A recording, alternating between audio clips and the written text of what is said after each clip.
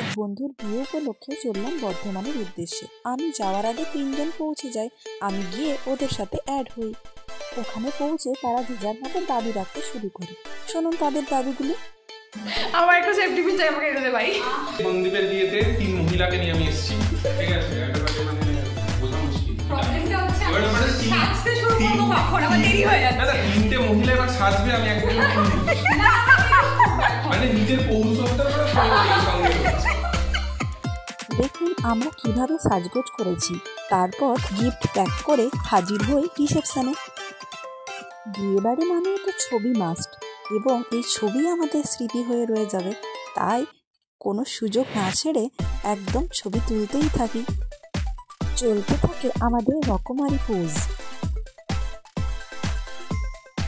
Photo তোলার ক্ষেত্রে all time probability try করে ফেলি।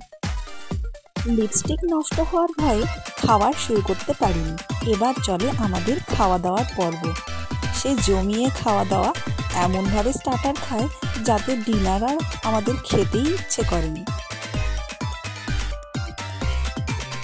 এত সুন্দর সাজানো জায়গায় একলা ছবি তোলার ইচ্ছেটাকে দমিয়ে রাখতে পারলাম না, তাই তুলে ফেললাম কটা ছবি। আর একজন ক্যান্ডিড ফটোগ্রাফি তোলার জন্য অস্থির হয়েছিল, অবশেষে পেল এক ক্যান্ডিড ছবিও। খিদে ছিল না, তাও হালকা করে ডিনার করলাম। তারপর নাচ গান দেখে আমরা বেরিয়ে পড়লাম বর্ধমান স্টেশনের উদ্দেশ্যে। রেলওয়ে স্টেশনে পৌঁছে লেভেলের বাওয়াল শুরু করি। এই বাওয়াল চলতে থাকে রাত 2টো পর্যন্ত। ফিরে পাই সেই পুরনো দিনগুলো এবং মনে পড়তে থাকে কত পুরনো কথা।